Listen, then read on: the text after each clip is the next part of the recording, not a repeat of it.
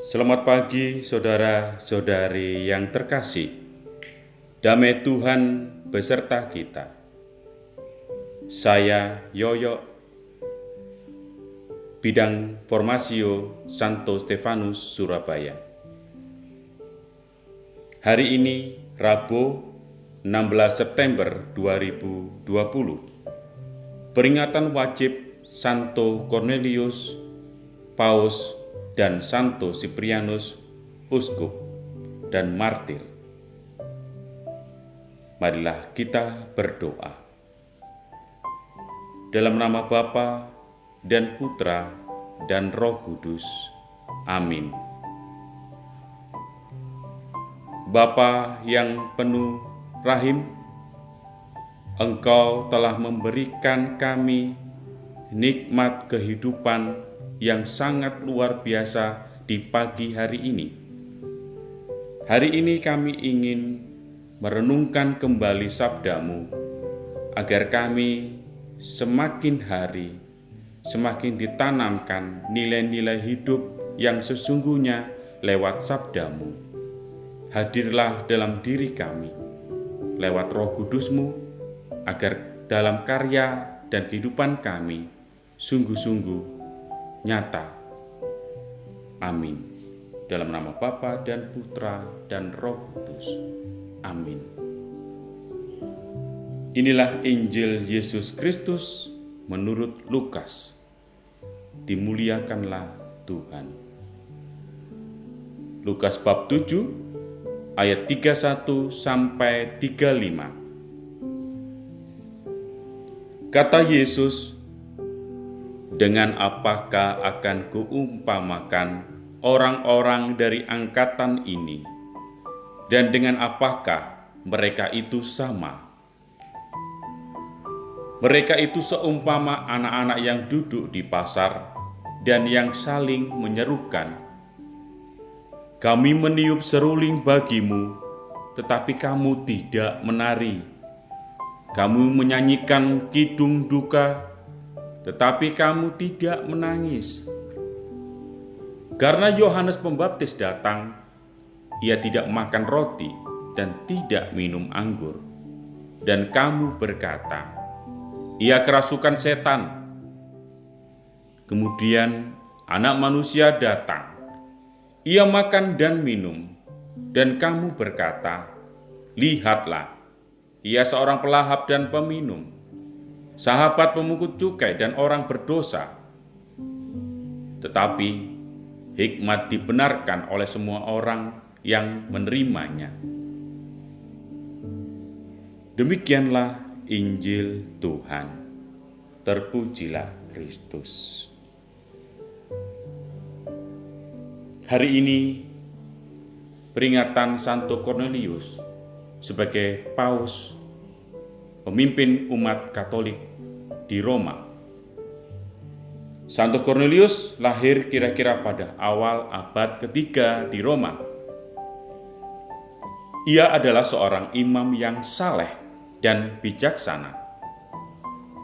Sebagai seorang paus, ia menegakkan kegentingan umat Kristen yang mengalami gejolak pada saat itu. Paus Cornelius ditangkap, dibuang ke Civita, Vesia, sebelah utara kota Roma. Paus Cornelius menyurati sahabatnya, Uskup Siprianus, untuk melanjutkan misinya supaya menegakkan hati umatnya dan memimpin umatnya. Pada akhirnya, Paus Cornelius meninggal dunia ketika mengalami penderitaan hebat selama di tempat pembuangan.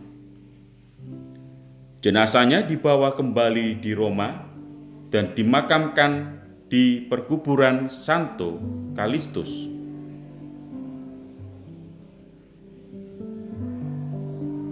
Santo Siprianus, seorang uskup dan martir, sahabat Paus Cornelius.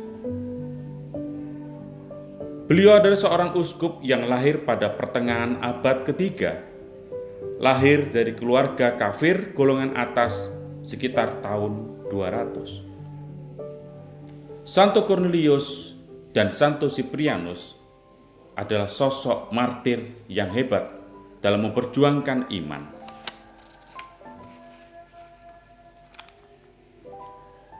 Mencari kebenaran pada hal-hal yang baik tentu saja tidak mudah. Seringkali kita terjebak oleh kebiasaan yang dilakukan terasa baik, namun terlalu memaksa benar. Ini bagian dari sebuah kesalahan atau sebuah kekonyolan. Kebiasaan ini dilakukan oleh orang Farisi dan ahli Taurat. Mereka ingin membuat dirinya benar di hadapan orang lain dengan kekonyolannya, dengan kecerdikannya. Cara berpikir mereka praktis, seolah-olah orang banyak paham akan pemikiran cerdik dan liciknya. Yesus menanggapi setiap statement ataupun setiap kata demi kata dengan cara menjawab yang sangat rasional, bukan rekaan seperti mereka. Yesus selalu mengarahkan kepada mereka bahwa nilai-nilai hidup bukan disangkakan hanya perkara duniawi. Makan roti dan minum anggur mereka rasakan adalah sebuah kehidupan, bahkan yang dinyatakan, digambarkan kepada mereka tentang bagaimana seorang anak tinggal di dalam pasar. Jika memang dirasakan saat seseorang meniup sebuah seruling, harusnya orang-orang menari. Saat menyanyikan lagu duka, orang harusnya menangis. Tapi mereka tidak menangis. Yohanes Pembaptis menjadikan alasan-alasan bagi mereka tentang bagaimana kehidupannya. Tidak makan roti dan tidak minum anggur, dikatakan oleh mereka, ia kerasukan setan. Demikian juga anak manusia datang, ia makan minum, dan mereka berkata, lihat, ia seorang pelalap dan peminum, sahabat pemungut cukai dan orang berdosa. Yesus mengarahkan dan mengajarkan kepada kita nilai-nilai keutamaan yang lebih tinggi. Berkata jujur, bertindak lugas dan jujur adalah nilai-nilai keutamaan yang harus disampaikan. Menyesuaikan kata dan perbuatan harus sama, karena kebaikan tidak boleh dikesampingkan. Fitnah, adu domba, dan memutarbalikkan fakta yang dilakukan oleh mereka, para ahli Farisi dan ahli Taurat, hanya ingin supaya mereka bisa dipercaya oleh banyak orang karena kebohongannya. Yesus memberikan, bahkan menjadikan dirinya bahwa nilai-nilai kebenaran dan hidup secara nyata harus dinyatakan dalam setiap perkataan karena kebenarannya. Perkataan yang benar harus disesuaikan dengan tindakan yang benar. Yesus melebihi dari segala sesuatu, bahkan memberikan karya penebusannya hingga mati disalib karena menebus dosa-dosa kita. Kewaspadaan diri agar kita tidak jatuh dalam dosa yang sama membuat diri kita harus bertobat dan melakukan hunjukan doa kepada Yesus supaya kita melakukan keutamaan-keutamaan hidup yang bisa kita lakukan seperti yang dikatakan Yesus, yaitu kebenaran ilahi atau kebenaran sejati. Yesus adalah figur dari kebenaran ilahi itu, kebenaran sejati itu. Barang siapa ikut aku, harus memikul salib dan harus meninggalkan keseluruhan dari hidup. Santo Cornelius dan Santo Siprianus menjadi simbol iman tentang keteguhannya, tentang ketaatannya, kesetiaannya dalam mengikuti Yesus untuk menegakkan kebenaran ilahi itu. Yesus adalah sosok kehidupan yang nyata dari dua tokoh iman, Santo Cornelius dan Santo Siprianus, hingga mati sebagai seorang martir. Mampukah kita hidup dalam keutamaan-keutamaan dan nilai-nilai kebenaran sejati diawali dari hal-hal kecil?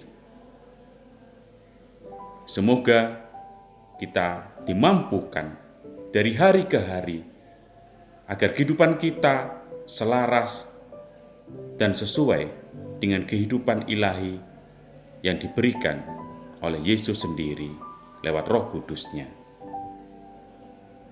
Marilah kita berdoa. Allah Bapa yang Maha Kasih, Engkau memberikan kami selalu kesempatan yang indah. Semoga kami Kau mampukan agar kami semakin hari semakin bertobat menjadi pribadi yang matang, agar lewat Roh Kudus-Mu dari hari ke hari karya pelayanan kami, hidup dan kebenaran sejati-Mu tinggal di dalam setiap hari kami, agar kami bisa menjalankan seturut dengan firman-Mu. Ajarilah kami menjadi orang yang benar, agar kami layak menjadi anak-anak terang-Mu. Demi Kristus, Tuhan dan pengantara kami. Amin. Dalam nama Bapa dan Putra dan Roh Kudus. Amin.